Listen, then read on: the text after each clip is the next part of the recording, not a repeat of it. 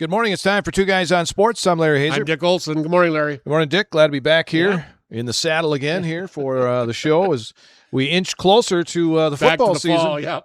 Inching closer. Yeah, we kind of officially put wraps on last season, last weekend, and now we'll be kind of starting the countdown for this year now. Two Guys on Sports brought to us each week by All Motor Performance, Opelt Avenue, Neillsville, Braun Concrete and Excavating, Chili Implement, and Jeff Holthouse, State Farm agent. And speaking of football, kind of unofficially kicked off the season with the All-Star games from last year. I guess you can look at it as it kick off the new season or end the last season. But anyway, some good games last weekend. On Friday night, 8-man All-Star game, the South came back and beat the North 22-18. But Dawson, Moulton, and McDonald in that game, 15 carries, 116 yards, and a touchdown in that game. So Saturday in the small school game, the North just really handed it to the South 41-0. Local guy, Maverick Butt of Edgar had a pass interception that returned 59 yards in that game. So okay. Yeah, I see this. The South only had 55 yards. I know, absolutely. Wow. Yeah. I said, and all the local guys here, the Stratford guys and Edgar guys all played defense. So okay. I think we can put that all on them. Yeah, because I know I looked down through the summary of the games, and I didn't see anybody from this area as far as offense went. The Boyceville coaching staff was, of course, the head, and of course they had the quarterback and I think a receiver but they kind of left the guys around here playing defense, but they played pretty darn good. So, yeah, they did. Yes. And then at 4:00 on last Saturday, the South large schools beat the North 24-17. So. All right, there you go. Wrapping up, I guess last year. Yeah, those are last year's seniors. Yes, as who played in those. Yeah, they'll be going on. I'm sure some going on to the next level now. So sure. Speaking of high school football, Larry, Auburndale High School.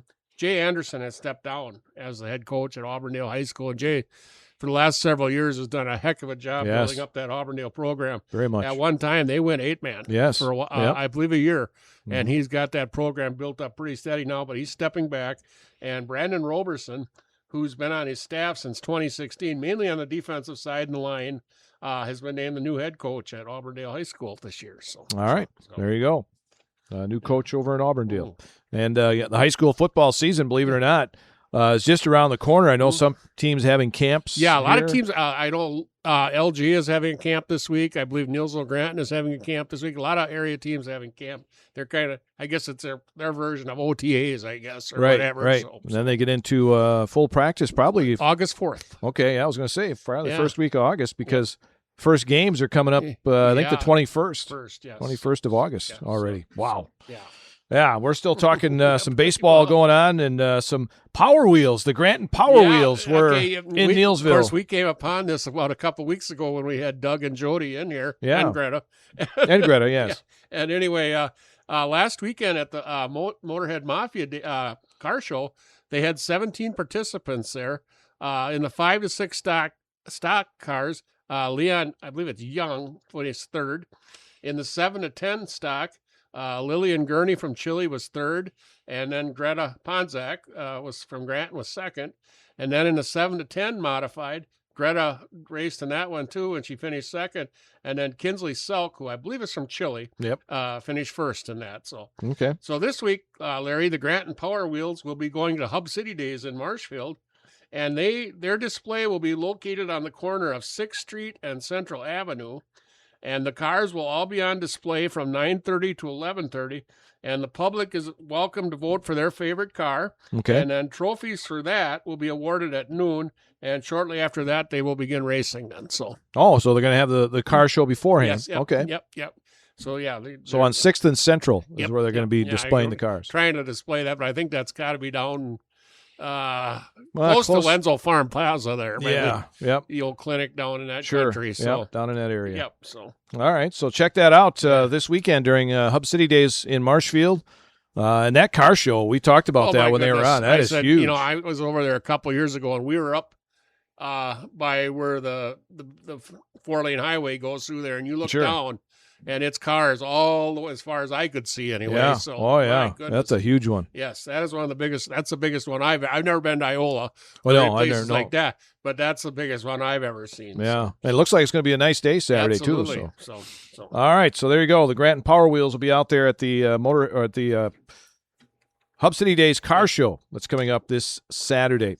One other thing here before we get into baseball, the historic Lumberjack Bowl on the shores of Lake Hayward had the big 66th annual Lumberjack World Championships. They had a few world records. I'm not sure. I should have went online and checked this out because I'm not sure what an underhand chop. I don't even know. I don't even think about Carolina Urbanova from Czech Republic set a new world record as she cut through an 11-inch piece of pine in 21.28 seconds. But so if you want to go online and check it out, Google, or on YouTube, underhand chop is what she did. And then she also did the standing chop where she set a new world record cutting through 9 inches of pine in 19.38 seconds. My goodness. And then a lady from Hayward, Meredith Ingbertson, set a new world record in the women's boom run. Excuse me. Now that I saw online. Now that's got to be on a log on water or something. They have 8 red cedar logs lined up, and you have to run to one side and then back. Yep. And she did it in 13.78 seconds. I saw that online too. I mean, you got to have good balance because those logs are not standing still. They work very wide from what I see. And I'm sure they're kind of moving back and forth as you run across them. I said, logs kind of go like this in the water. And so some world records set. Nearly 8,000 people were there to watch that. That is a huge event every year, that Lumberjack show up in Hayward. It's a world show, I guess you would consider. World Championships, and it is a big deal up there. So 66th annual, so it's been going on a while. All right, let's get into, before, I keep saying before we get into baseball, a member of the WIAA staff has retired. A guy that you've known a long time, Larry, and I've gotten to know too. Todd Clark, who is the WIA Director of Communications, will retire from this role in January. And to say Todd has a huge impact on the WIA and the tournaments would be an understatement. Yeah. He has all the stats. He does all the record keeping and stuff like that. And if you've ever been to a state tournament game where they show all the stats, that's all Todd's work right there. So it's just and then he has to coordinate where us media guys go, and absolutely. And that's not an easy task. It's not easy because, like you say, at the state baseball tournament where you only have a couple of broadcasting rooms and games come and go, and people are it's not easy for him. But boy, he does a heck of a good job, and like I said, keeping stats in front of you all the time. It's just really nice to work with him. He'll be retiring again, as Dick said, in January after more than 26 years at that position. You bet. So. All right. Let's get into it. Baseball now. Of course, they have the right now they have the tournaments going on for Legion baseball. The AAA tournaments are going on, and then I think AA and A get underway here this weekend. Right. Yep. But the AAA state tournament, Larry, is going to be at Jack Hackman Field starting this coming Tuesday, July 28th, and is set to run through August 1st, Saturday, August 1st. So, and being the host. Marshfield Post 54 automatically qualifies for this. I think they would have made it anyway because they're really having a fine season, but they will be in this tournament. So and they have some regionals going on up in Chippewa Falls and Stevens Point, and those qualifiers move on to state. And then if you win state, you get to go on to Lexington, Kentucky. Yeah, big national deal there. So. August 5th through the 9th. So good luck to those baseball teams there. And we talk about the Northwoods League not very much, but how about the Eau Claire Express? They just came out of the second half.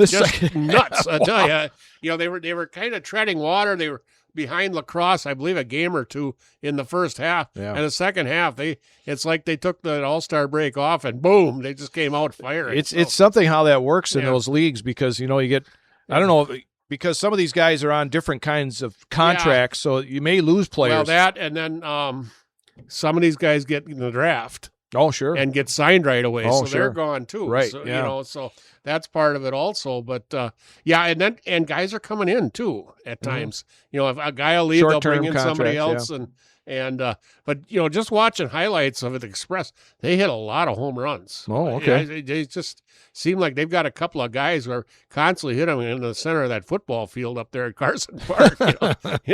So, but yeah, they're putting up runs. Yeah, they score a lot of runs. Dale Varsho, of course, Marshfield native, is the head man up there. And then his son, C.J. Varsho, who was a star at Altoona, is on the team this year also. Okay. So, and, of course, he's also the nephew of the Varsho who plays for Toronto, too. Sure, Dalton. Dalton, yep. Yeah. So. Is he a catcher? I'm not sure where CJ plays. Okay.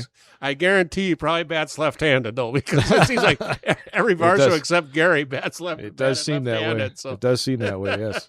All right, so Eau Claire doing very well in the second half of the Northwoods League Baseball. That'll be wrapping up. It's usually around the Clark County 1st, Fair time. Yeah, August 1st or so, and then they've got, it used to be it was a few, but now they've got so many teams, the playoffs thing a little takes longer? a little longer. Okay. Now. Yeah, but I think probably by the middle of August they'll be done. So, just about the time these guys got to head back to college. Right, So. yeah, they got to get back, because some of these guys, they're not just from Wisconsin and Minnesota. God, they're from a long way California. Well, they love it out here because it's, I don't know about the West Coast, but there's one league out in the East Coast, yeah. And then this league, they use wooden bats. Mhm. And that is a big thing for these guys because they know pro scouts love to watch these leagues. Because they are using wooden bats. So. And a lot of players have come out of the Northwoods League. Absolutely. Through the majors. So, yep. So. All right, moving on here on this show, we got Two Guys on Sports, brought to us each week by All Motor Performance in Neillsville. We've also got Braun Concrete and Excavating, Chili Implement, and Jeff Holthouse, State Farm Agent. Thanks again to those sponsors Absolutely. of Two Guys on Sports. As we continue on, let's go to Where Are They Now here on the show. Okay, Larry, we're going to go up to Stanley Boyd today, and we're going to talk about Erica Welke. Erica was a 2012 graduate of Stanley Boyd High School. In the fall, Erica was a 3-year letter winner on the Stanley Boyd volleyball team. Her sophomore year, the Orioles were 11-8, losing to Auburndale in the regionals. Erica had 68 assists and 15 kills on the season. Her junior year, Stanley Boyd was 8-12, losing to Auburndale in the regionals. Erica had 118 assists and 38 kills on the season. Her senior year, the Orioles were 13-10, losing to Auburndale in the regionals. Erica had 195 assists and 64 kills on the season and was named honorable mention on the Clover West All-Conference team. In the winter, Erica was a 2-year letter winner on the Stanley Boyd girls basketball team. Her junior year, the Orioles were 4-20, losing to Owen Withee in the regionals. Erica averaged 4 points and 2 rebounds per game. Her senior year, Stanley Boyd was 4-19, losing to Osseo Fairchild in the regionals. Erica averaged 5 points and 2 rebounds per game. In the spring, Erica was a 4-year letter winner on the Stanley Boyd softball team. Her freshman year, the Orioles were 2-20, losing to Elk Mound in the regionals. Erica batted .255 with 5 RBIs and stole 11 bases on the season. Her sophomore year, the Orioles were 3-22, losing to Cadott in the regionals. Erica batted .281 with 10 RBIs and 15 stolen bases and scored 12 runs and was named honorable mention on the Clover Belt West All-Conference team. Her junior year, Stanley Boyd was 4-17, losing to Cadott in the regionals. Erica batted .322 with 9 RBIs, stole 15 bases, and scored 18 runs, and was named second team All-Conference. Her senior year, the Orioles were 3-14, losing to Whitehall in the regionals. Erica batted .445 with 9 RBIs, scored 17 runs, and stole 18 bases, and she was named first team on the Clover Belt West All-Conference team. After graduation, Erica enrolled at UW River Falls and joined the Falcons softball program. Her freshman year, River Falls was 21-16. Erica, seeing action mainly as a courtesy and a pinch runner, scored 9 runs and stole 3 bases. Her sophomore year, the Falcons were 17-22. Erica batted .268 with 6 RBIs, scored 11 runs, and stole 8 bases on the season.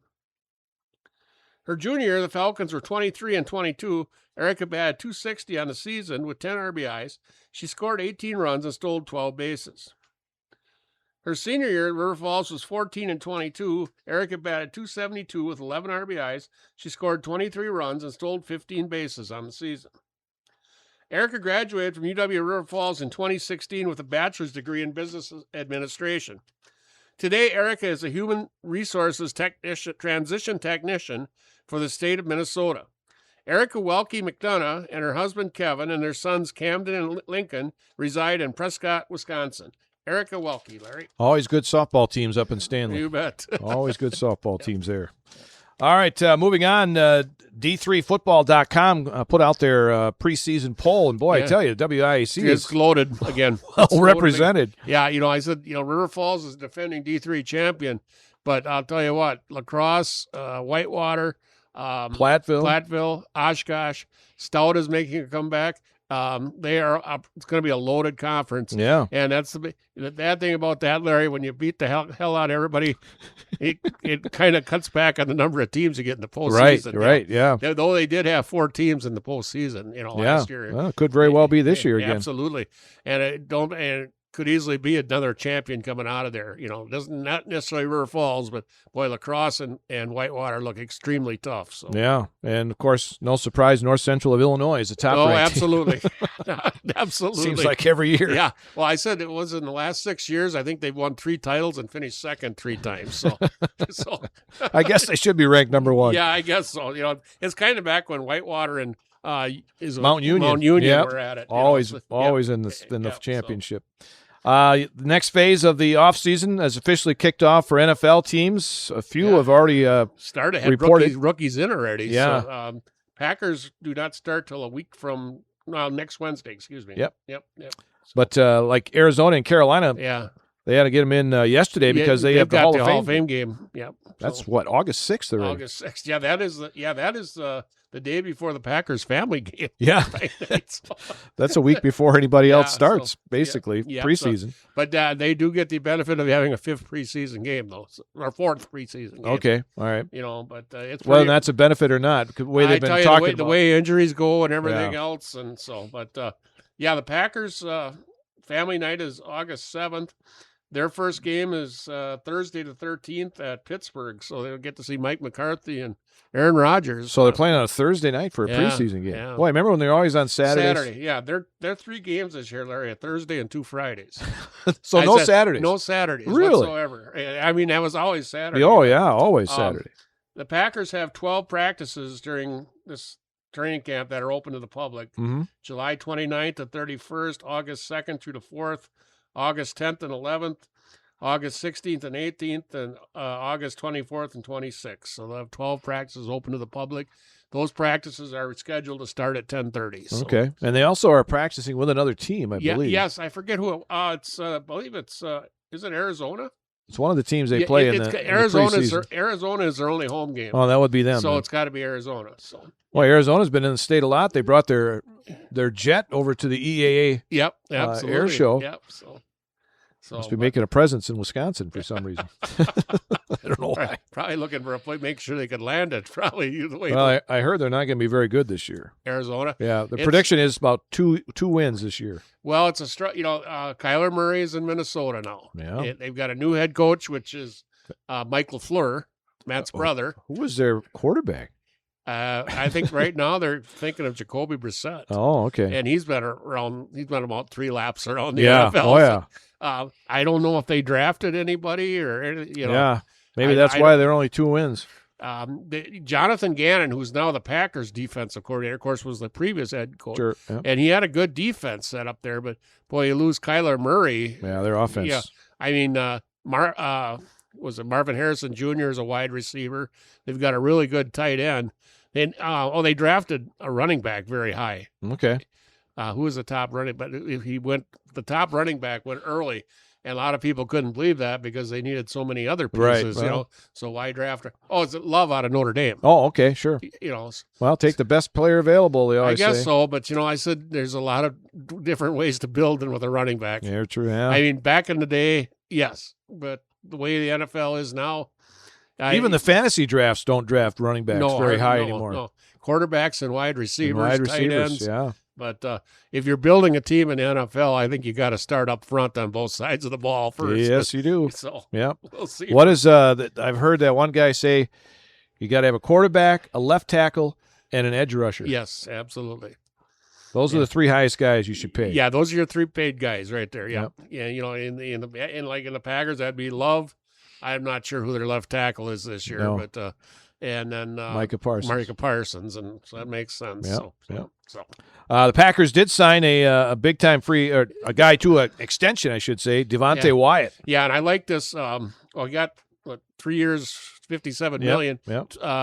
And that shows me he's healthy. He was down last year, and they need him. Yep. When he went down last year, and of course Micah Parsons going down too, but their inside presence was gone. Was just totally gone. And he's not just a run stopper. No. He's a guy that can very get to good the pass rusher too. Very good pass rusher. So now they're saying the attention may go to the possibility of a Tucker Kraft extension. So yeah, because they've got Christian Watson signed. Mm-hmm.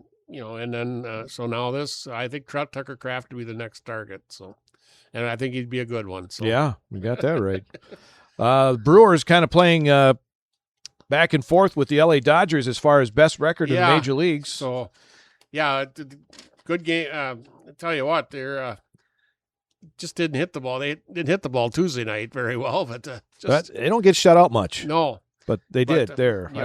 Surprising. Lately, they've been having trouble with runners in scoring position. But, okay. But we'll see. I think it's one of those things. But I guess what concerns me a little bit is their pitching staff a little bit, the injuries and whatever. No, there's been the Skubal a lot of talk rumors, there. Maybe. But school depends what Detroit did on that particular day. If Detroit lost, then there's trading, and the next day they win, they're not trading because they're like only 3 games out of the. Yeah, that Central isn't that tough over there in the American League. But I said I would like to see them add a starter, whether it's Skubal, I don't know. You'd have to give up a little bit for him. Yeah, but you can also find a nice 3 somewhere too for probably a lot less. I mean, you've got it looks like they're gonna. Be very careful with Mizorowski and Harrison down the stretch. Mizorowski threw 65 pitches in 4 innings the other day. Harrison, they don't look for him to come back to start till the next road trip, which would be in San Francisco, I believe. Okay. So, all right. So, but they are getting nice innings out of Logan Henderson. Seems like.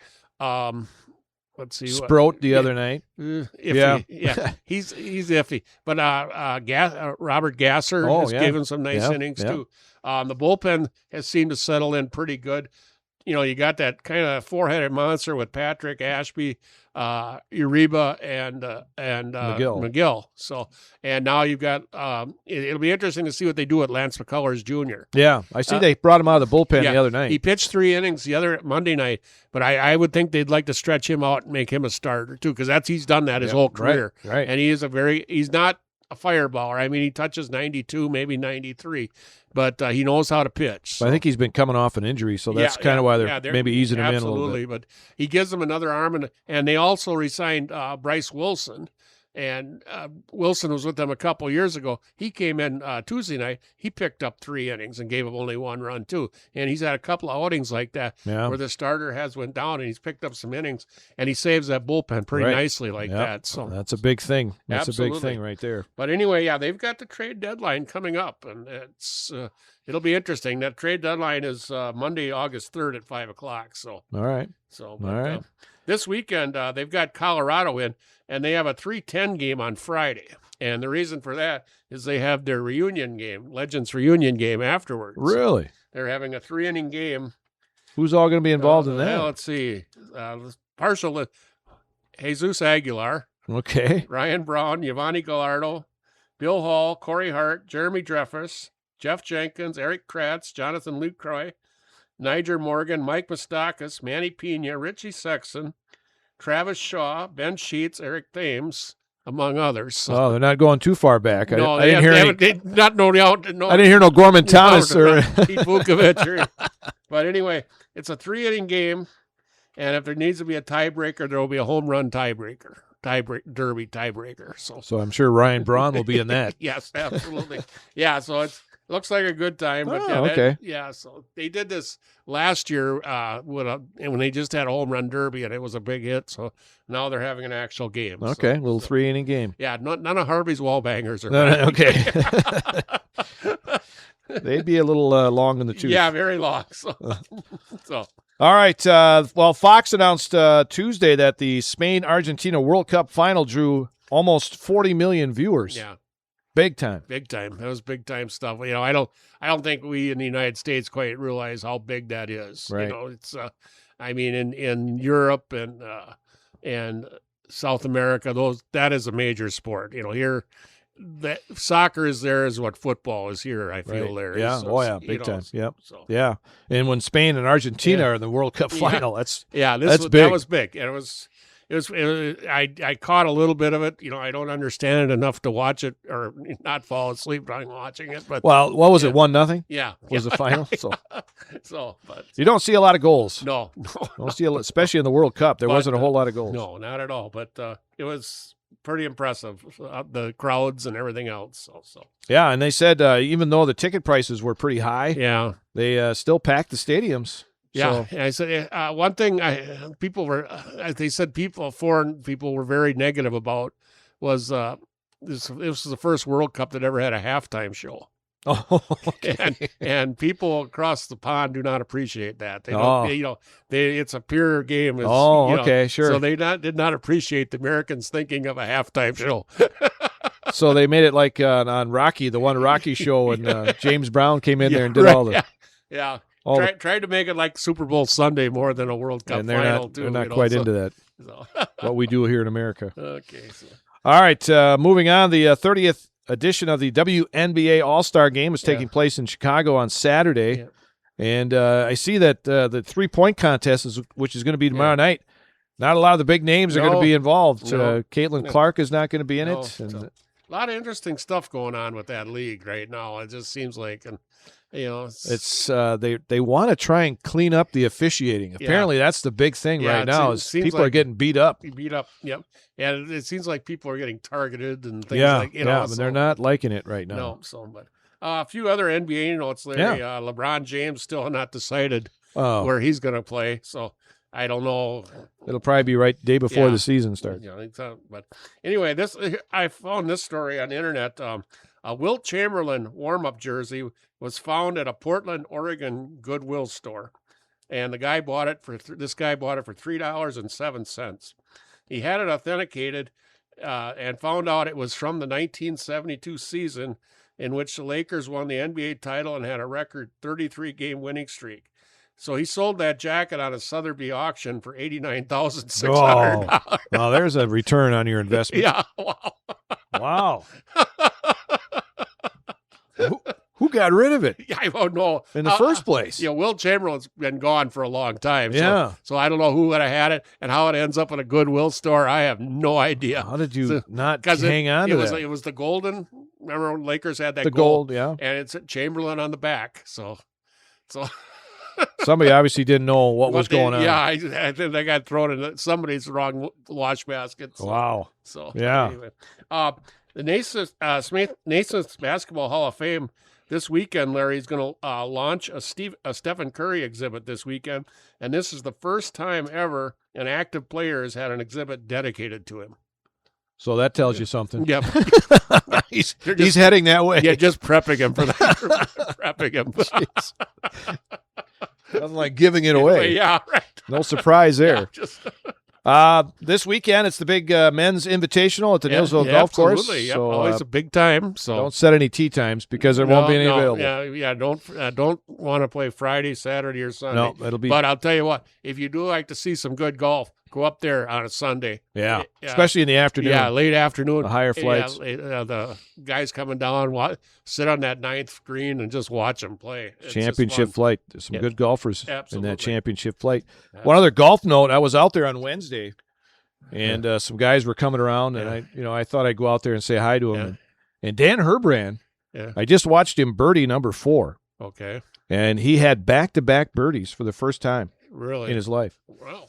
On Wednesday. Good for him. Yeah, on 3 and 4. Yeah, Dan's got to be probably 70 years old. He's over 70, So. I think he said 73. I don't want to give it away. He started teaching in Loyal Really? The fall. He taught 2 years in Loyal. Okay. And he started in the fall after I graduated, in the fall of 1977. Okay. He taught for 2 years, and then he got into banking and insurance. So, Okay. but that's how they got to this area. He was a math teacher in Loyal, and Chris, of course, was a music teacher. Yeah. So, okay. yeah, and so that's how he ended up in this area. But my brother Bob and my sister Anne Marie both had him for teachers. Oh, okay. Well, there you go. Well, he had back-to-back birdies for the first time in his life. Yeah, and such a good guy. Yeah. I said, not a better guy in this community. So all right, it couldn't happen to a nicer guy, Larry. Yeah, I think the putt he had on number 4, I watched. I thought maybe it was a double eagle, but it was just a birdie. That is that is a hole that has never played well in mine. No, not mine either. But it was about about 25-foot putt he made for birdie. That's a dandy. Yeah. So. All right. So again, the Country Club in Neilsville will be closed this weekend for that men's invitational. That's Two Guys on Sports for this week. I'm Larry Hazer. I'm Dick Olson. We'll talk to you again next week.